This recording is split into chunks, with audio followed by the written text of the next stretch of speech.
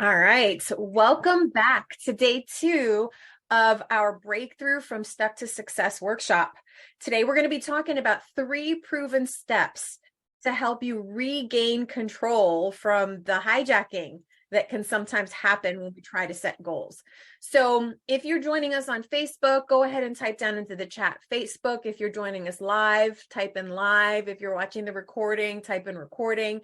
But if you are in our Zoom room, there's a couple of perks. Okay, there's a couple of perks to registering and being in the room where it happens, which is that you have access to a workbook that will help you take some notes and then also keep those notes beyond it so that you can look back.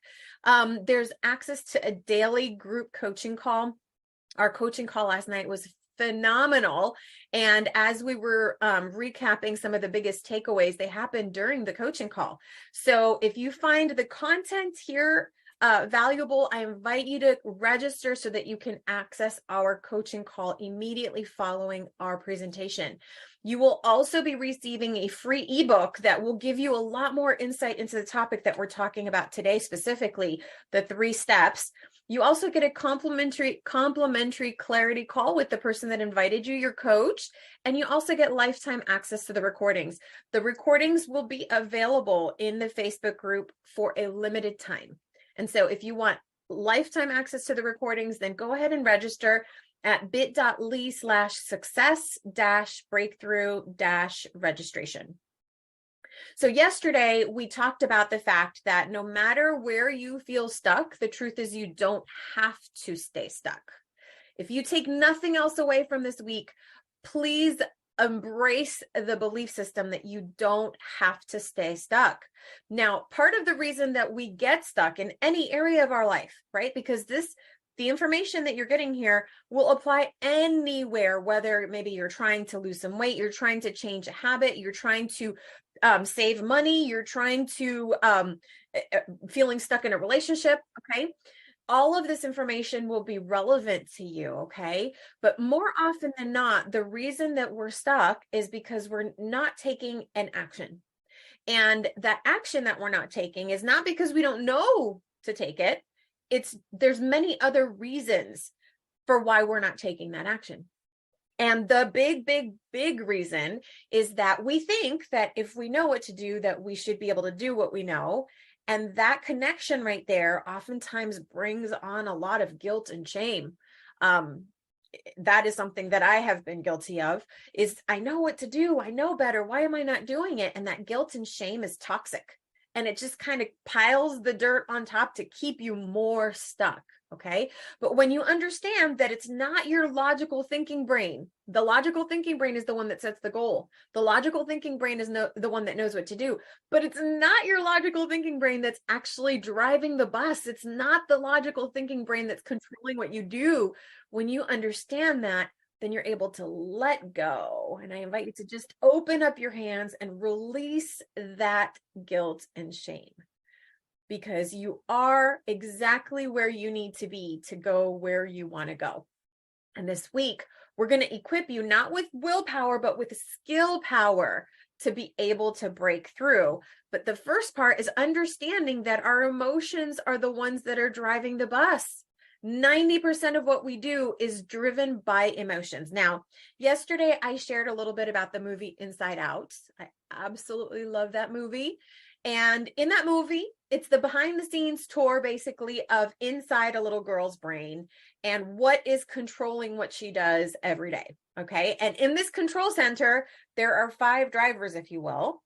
There is joy, there is sadness, there is anger, there is disgust, and there is, I forget what the 5th one is right now. But what I find fascinating about that is that nowhere there in the control center is logic.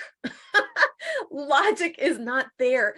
And this cartoon is such a beautiful example of what it is that controls what we do. So right now, what we're going to do is we're going to watch a short clip where they're having a discussion. We get the behind the scenes tour of the parents' brain. The parents also have these drivers, okay? And how each one of the drivers dictates what they do and the outcome of the whole interaction. So I am going to go ahead and share this with you guys so you can How was see. the first day of school? She's probing us. I'm done. You pretend to be Joy. What? Okay, It was fine, I guess. I don't know. Oh, very smooth. That was just like Joy. Something is definitely going on. She's never acted like this before. What should we do? We're gonna find out what's happening, but we'll need support. Signal the husband. With a nice pass over to Reed. Comes across that right. uh-oh, she's looking at us. What did she say? What? Oh, sorry, sir. No one was listening. Is it garbage night? We left the toilet seat up. What? What is it, woman? What? He's making that stupid face again. I could strangle him right now. Signal him again. Ah, so, Riley, how was school? Oh, you gotta be kidding me. For this, we gave up that Brazilian helicopter pilot? Boo! I'll be Joy. School was great, all right? Riley, is everything okay? Sir, she just rolled her eyes at us. What is her deal? All right, make a show of force. I don't want to have to put the foot down. No, not the foot. Riley, I do not like this new attitude. Oh, I'll show you attitude. No. Stay happy! What is your problem? Just leave me alone. Sir, reporting high levels of sass. Take it to DEFCON 2. You heard that, gentlemen? DEFCON 2. Listen, young lady, I don't know where this disrespectful attitude came from. You want a piece of this, Pops? Come and get it! Yeah, well... Here it comes. Prepare the foot. Keys to safety position. Ready to launch on your command, sir. Just shut up! Fire! That's it. Go to your room. Now. Foot is down. The foot is down. Good job. All right. So is that adorable or is that adorable? Can you guys see how all those different emotions they were pushing buttons and they were all reacting? Did you guys notice? They were all reacting to what it was that was being presented to them. And what happens to us is exactly that, right? I hope that has created a visual in your mind of who is driving the bus. And remember that nowhere there is their logic. Logic is not part of the equation. Okay. So let me go ahead and share my screen again. Let's see here. Okay. We talked about what's controlling the bus. We also talked about how when we try to convince our emotions with logic, that's called white knuckling. And that never really works, right? I mean, you can share your experience in the chat. How effective has white knuckling been for you? Where you tell yourself, nope, I can't have it. I can't have it. I can't have it. I can have it. And the minute you say, I can't have it, it wakes up that inner teenager that says, watch me, right? So trying to negotiate emotions with logic does not work, okay? And that is partly also why willpower doesn't work. Now, all of this is happening. You notice that they're giving us a behind the scenes tour on that Inside Out cartoon where we're seeing what's happening below the surface, behind the closed doors, what's going on behind the scenes. And what we hope to do this week is to give you a clearer picture of what is happening behind the scenes so that you can then take back control. Okay. When you notice that anger is about to push that button and put the foot down, right? How do you navigate that? So we're going to talk about that today. Okay. And so we're going to be talking about accurately identifying who is driving the bus. And then we're going to equip you with the skills to intentionally choose who will drive the bus. Now, what happens, as I mentioned today, we're talking about the 3 proven steps to take back control. And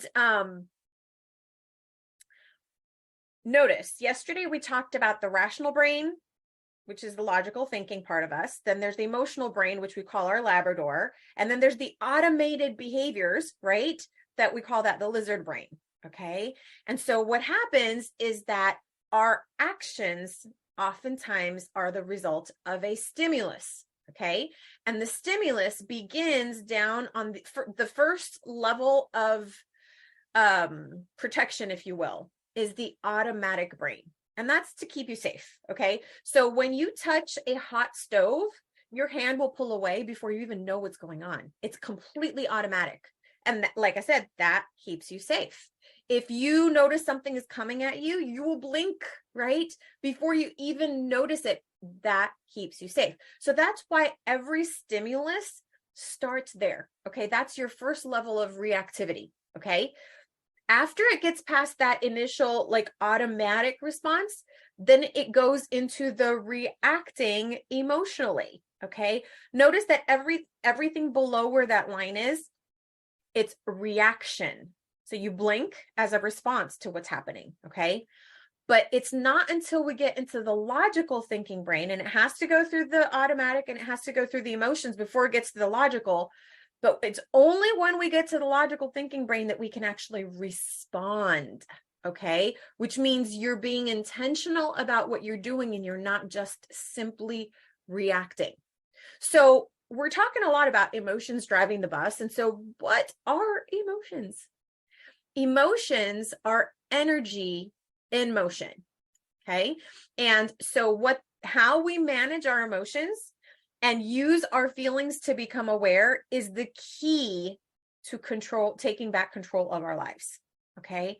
So learning how to navigate emotions. Now, what I want to make clear and what you're going to be hearing today is that when we talk about managing emotions, we're not talking about locking them up, and we're not talking about ignoring them, and we're not talking about shutting them up. And I once again, I highly recommend this Inside Out movie because most of the movie is that Joy is trying to lock sadness. It like literally there's one scene where she draws a circle and she says, sadness, this is where you need to stay. You can't come out of that little circle. Okay. And that's what we do sometimes with our emotions. And so managing emotions is not putting our emotions in a box. It's not ignoring them. It's actually respecting them. And we're going to talk a little bit more about how to do that. But the key to taking back control of your life is learning how to navigate those emotions. Okay. So, what happens to your body? I'd love for you to type into the chat. When you're happy, what does your body do just as a reaction? Okay.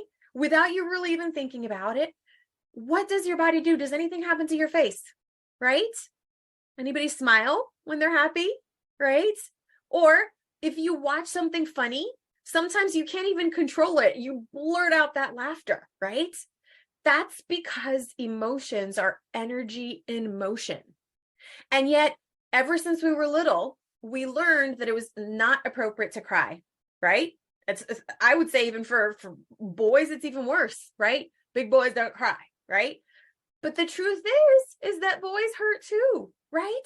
And when we get told that it's not appropriate to throw a temper tantrum, okay? It's not appropriate to throw a temper tantrum. A temper tantrum is simply a child allowing emotions to go through them.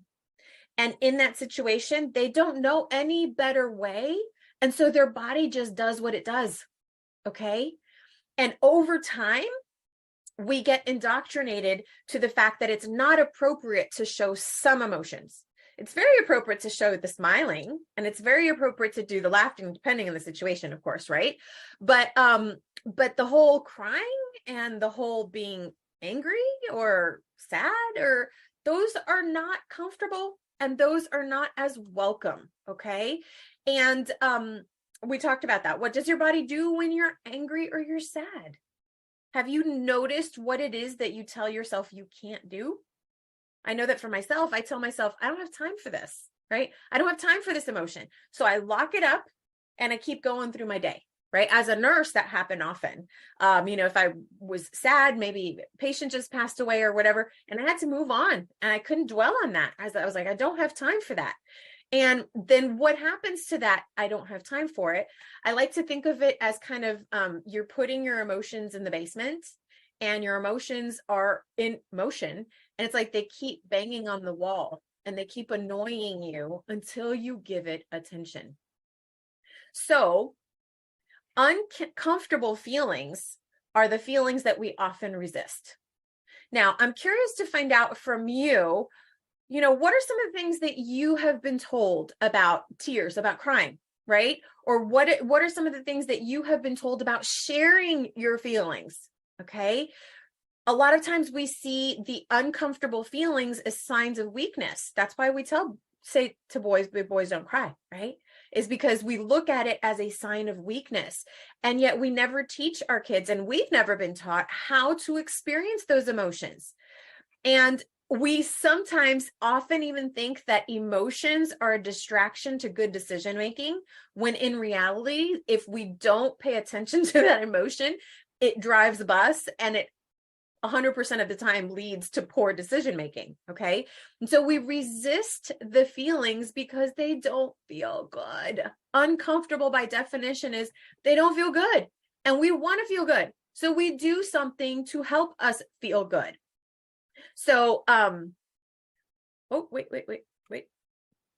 Just keep in mind and just remember that what we resist persists. When we don't allow ourselves to experience our emotions, we actually give them power to control us. Okay. So when we ignore our feelings, our Labrador brain hijacks our goals, and we start looking for ways to feel better. Okay. And that, I just call those numbing activities. It could be overeating. It could be using alcohol or drugs. It could be with impulse shopping, procrastination, sleeping life away. I would like to invite my friend Tim to join me and share a little bit of his story in terms of how is it that emotions played out in your life for a season there, Tim. Well, hi everybody. First of all, I'm in recovery from a lot of things, and I have been for many years now, by the grace of God. So that's first and foremost. I'll lift him up all day long. But there was a time, and there still is times, where I get caught up in unresolved pain, sadness that comes out when you've tried to bury it for a long time. And I can relate to what Donnie was talking about, because I'm a nurse. I'm also a father. I'm a husband. And we have a dynamic that we're supposed to fulfill, a role we're supposed to fulfill. We're brought up with it, whether it's passively taught or whether it's actively being taught.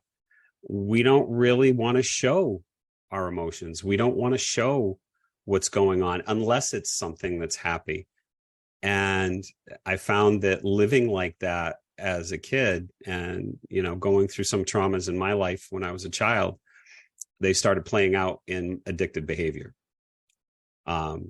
Instead of using my logical brain, I always defaulted to the emotional brain, and that emotional control became a habit. It became a default habit, and it started to express itself in a lot of ways that were very destructive.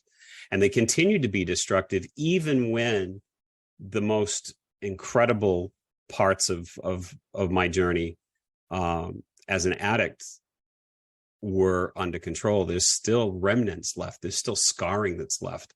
And there's still things that are oftentimes very unresolved. And one of the things that I've found as being a part of this community and this lifestyle is that if you want to be temperate and you want to have balance, you have to recognize what is happening, what is going on. You cannot deny it.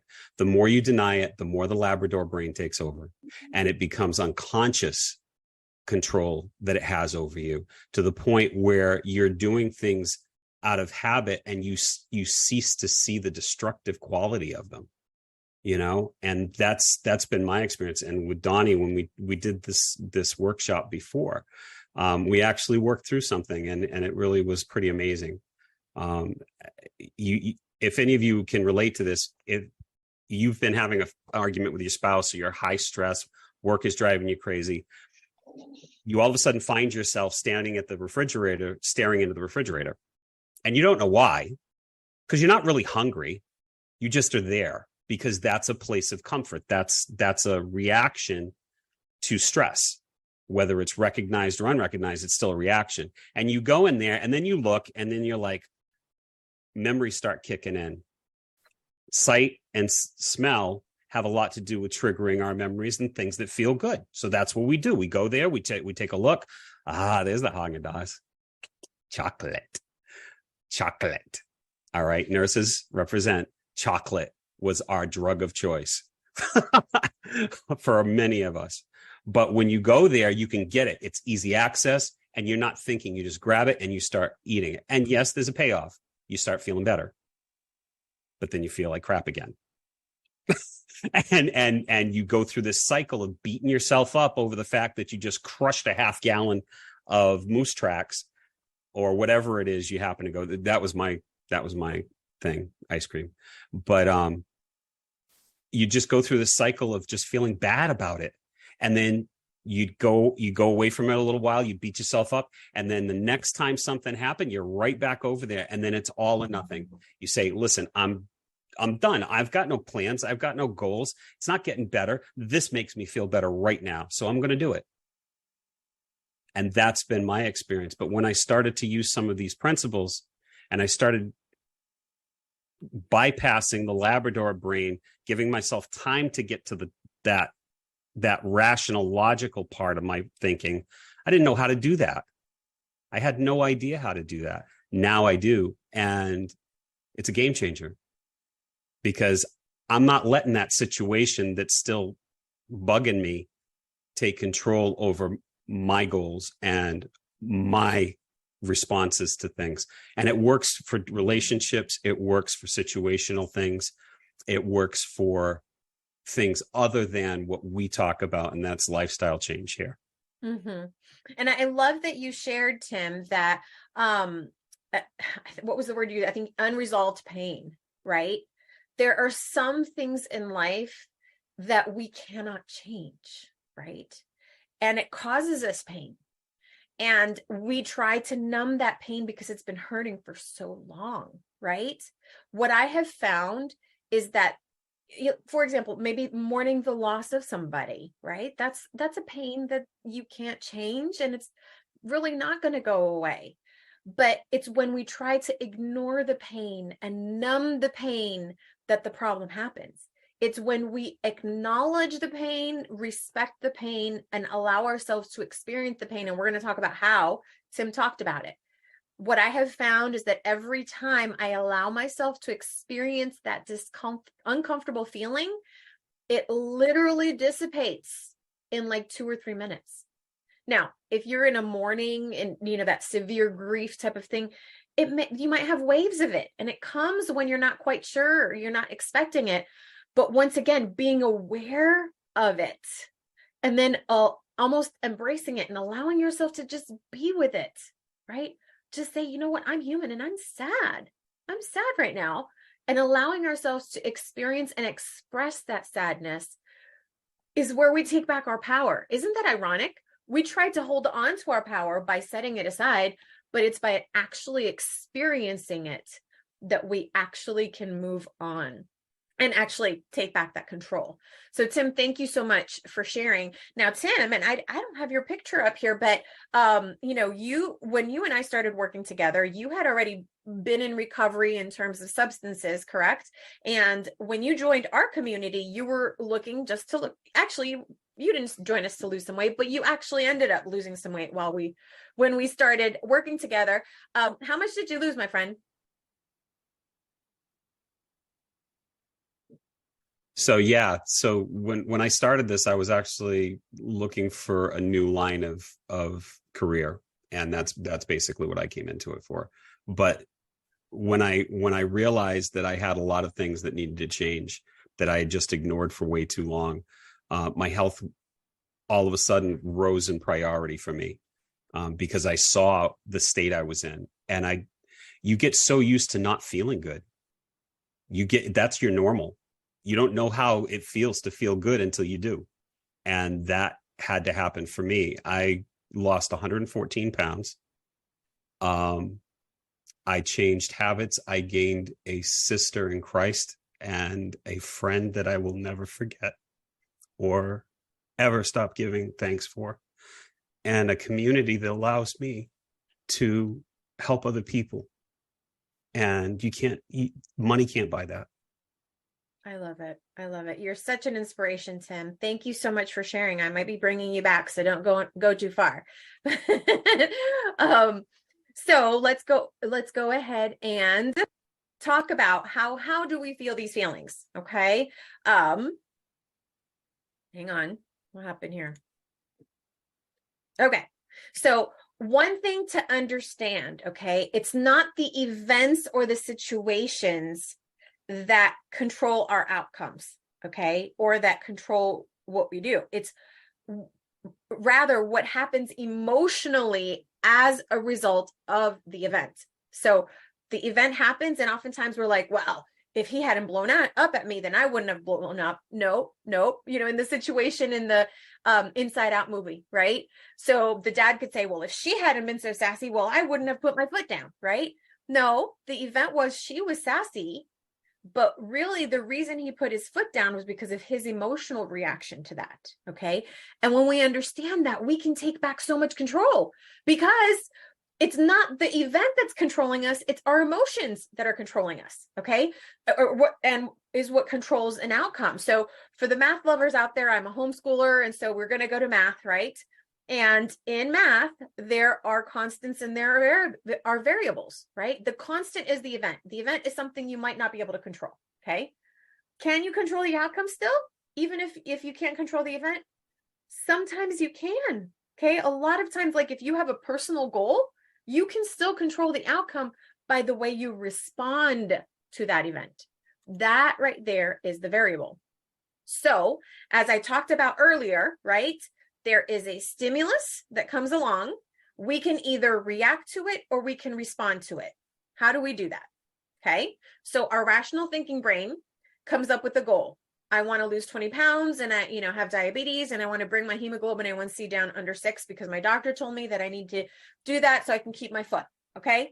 So that's the logical thinking brain that sees the problem, sees the solution, decides, wants the solution, comes up with the goal, with a plan. This is the plan. We're going to do this. And then all of a sudden, out of left field comes a stimulus. Maybe it's a graduation. Maybe it's a high school reunion. Maybe it's a car accident. Okay. Maybe it's an argument with your spouse. Whatever that is, there is a stimulus that happens. Remember, it has to go through the automated responses and the emotions and whatever. And all of a sudden, that carton of ice cream is what we're doing.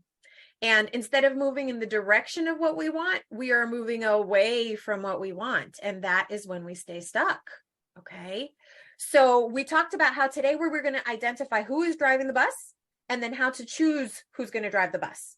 So here are some clues that the emotions are driving the bus. Whenever you think in your mind, I know I shouldn't, ... but ... I don't care, or it'll be okay, or I'll just restart tomorrow. So type a 1 into the chat if you have ever had any of these thoughts, okay? If you have ever had this thought, or if you do have this thought, that thought simply means your emotions are driving the bus, because your knowledge part, your logical part says, I know I shouldn't. Okay. So the logic knows it, but the emotions say, I don't care. And the emotions will win 100% of the time. So if the emotions will win 100% of the time, how do we take back control? Well, that's what we were talking about before, which is we allow ourselves to actually experience it. So how to control our feelings so that they don't control us is to give ourselves permission. I don't know why this is blinking out on us. Give yourself permission to feel the feelings, the comfortable and the uncomfortable. So before we talk about how to feel your feelings, it's important that you understand that you are not your feelings. You are not defined by your feelings. They're just something you're experiencing. And experiencing feelings simply means you're human. They're neither good nor bad nor right nor wrong. They just are, okay? Feelings are not appropriate or inappropriate. They just are. And you don't have to fix the event or the trigger to be able to feel better about what happened. Okay. And all of this may sound a little bit foreign to you and may sound like, how? I used to think that. Okay. but hang with us because we're going to show you exactly how. Okay. So there's 3 steps. The first step is to determine who is driving the bus. So I gave you a clue. The minute you say, I know I should, la, la, la, or I know I shouldn't, la, la, la, but I don't care. That right there is a red flag that the emotions are driving the bus. Okay. Now, once you recognize the emotions are driving the bus, it is imperative that we suspend judgment, that we not start saying, I can't believe I'm feeling this way. I shouldn't be feeling this way. You know, it's not, this is, I don't have time for this, all of the things. Okay.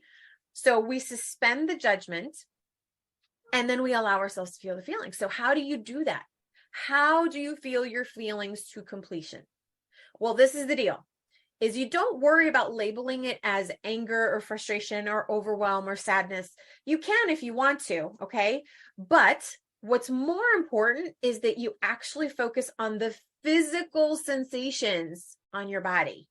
So when you're angry, how do you feel? Do you feel like your heart is racing? Do you feel like, you know, I was angry yesterday. There was a situation that happened that made me very, very angry. And I found myself pacing the house. And I didn't even realize it until I was like, oh, look, I'm like pacing the house. And I just felt like my blood was boiling. I felt tightness in my shoulders and I was like frowning and I was clenching my jaw. Okay. So what we want to do is start identifying what are those sensations on our body, because this is what's happening below the surface. Okay. Your brain picks up on those things that are happening below the surface, but you might not. And when your brain picks up that that's going on, it usually says, okay, so when you clench your jaw, strawberry, ice cream, fix it. And you don't even realize that this is happening below the surface. Okay. But now when you start becoming aware, oh, look, my jaw is tight, then you don't have to react to it. And you can actually allow the stimulus to get through to your logic part. Okay. Now, once you've identified what you are feeling, then it's important that you allow that emotion to run through you. Remember, emotions are energy in motion. So allow the energy to move. Okay. Now, if you do it right, you will feel better in under 5 minutes. But I also want to make a disclaimer that we are not suggesting that you need to act out your emotions in a destructive manner to anybody. Okay. This is not giving you permission to hurt yourself or others or property. Okay. But what it is doing is giving you the permission to experience the emotion. Okay. So I've had people say that to let it out, and we call it vocalization, which makes it sound like it's like something you're saying or making a noise, but it can be a movement too. And this is one of the reasons why exercise is such a powerful stress reducer, because it allows you to move that energy out of you. Okay. So when you have the sensation, ask yourself, if that sensation could make a sound or move, what would it do? And I've had people say that maybe putting a pillow over their face and yelling into the pillow, right? Or I've had people say hugging a pillow is the thing that they feel that feeling would do. Some people will say, like, I've had people that like will pound on their like on a table or or on their lap. It feels really weird. I'm going to warn you. It feels really weird because we've been taught not to throw a temper tantrum. And I'm also not suggesting that you start pounding your table when you're with your boss. Okay. That's not what I'm suggesting, but I am suggesting that you find the space and the time to allow that energy to move through you. Okay. And I have found that sometimes I don't know exactly how that feeling would move or what sound it would make. And what really, really helps me is just identifying, wait, the emotions are driving the bus. I feel the tightness in my jaw. I feel like a little bit short of breath, like I can't catch my breath. I identify the sensations and then I hum. This is something that helps me. So I'll hum, like shooting the sound through the roof of my head so that I feel the vibration on the roof of my mouth and like on my nose. And so I just go, very, very forcefully. Okay. Now that's what helps me. And so if you have tried something that helps you feel better, I would love for you to type into the chat. What is that thing that you do? And as I mentioned to you, when I do this humming thing, it's amazing how within like 2 minutes, I feel more relaxed. Now, the situation that made me upset didn't change. Nothing around me changed. All that changed was the way I feel. The way I feel. And I was able to change the way I feel by honoring my feelings and allowing myself to experience them through completion. Now, I know that we're running a little bit late, so I'm not going to go through all of these types of feelings that you can have. But in your workbook, if you registered, you have a diagram like this, and you have these descriptions that you can actually use to identify your sensations. Okay.